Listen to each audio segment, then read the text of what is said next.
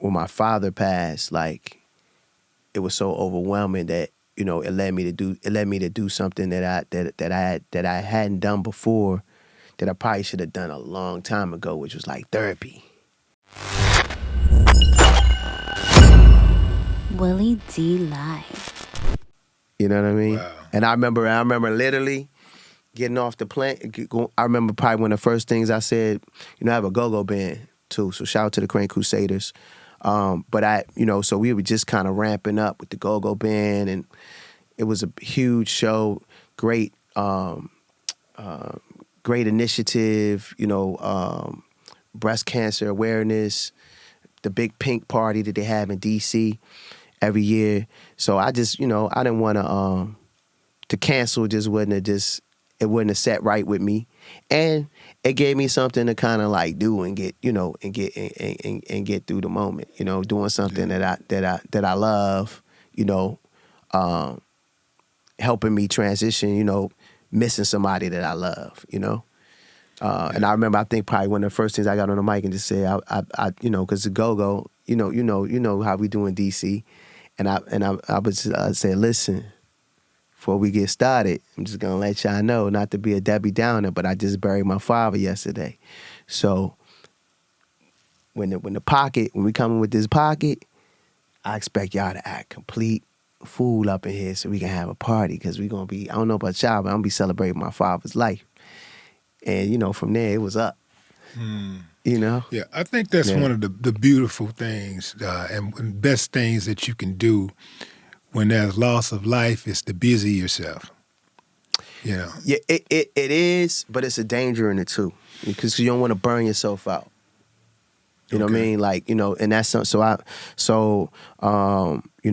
been very, I'm cognizant of that. But when I'm in work mode, it because of my appreciation for life and time and to understand the concept that from the time we're all born, we're running out of time. Like, I'm going to use that time a lot wiser. Like, or I'm in that, when I'm in that zone of creating, like, you're as good as the last song you put out. You're as great as the last performance that you that's just my philosophy, you know what I mean? Like, I'm old school in that sense, in terms of the artistry, that I feel like I'm as good as the last thing that I put out, to the world, and I'm as great as the last performance, But there's always, the future doesn't exist, because next week we be planning for next week, and man, I'm about to go on tour 6 months from now, and realizing that, the reality is you ain't guaranteed to be here. You know what I mean? So it makes me value the moments in real time, the loss of my father, and the loss of loved ones, period. It makes me value the concept of time, and just enjoying it and living it up, and being appreciative for every tick, Appreciative for every tick.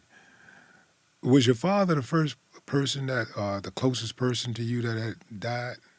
Nah, my grandmother. I lost my grandmother back in, 2000, 05, 04, 05. Before my first single hit the streets, Guess Who Loves You More. It'll be 20 years, man, 2025 that the Love Experience been out, by the way, but which is crazy to me.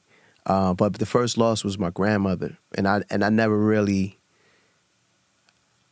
dealt with it or unpacked that, I think, So I think that, like, when my father passed, like, it was so overwhelming that, it led me to do something that I hadn't done before, that I probably should have done a long time ago, which was like therapy.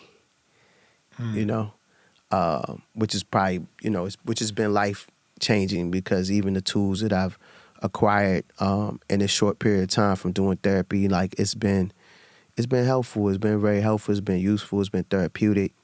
In some cases it lets you know, you ain't crazy. You ain't going out of your mind.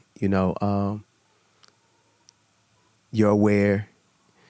and more importantly, like how to deal with trauma, how to deal with the loss of of loved ones, how to deal with being a public figure and being under a magnifying glass, or because as artists we give so much,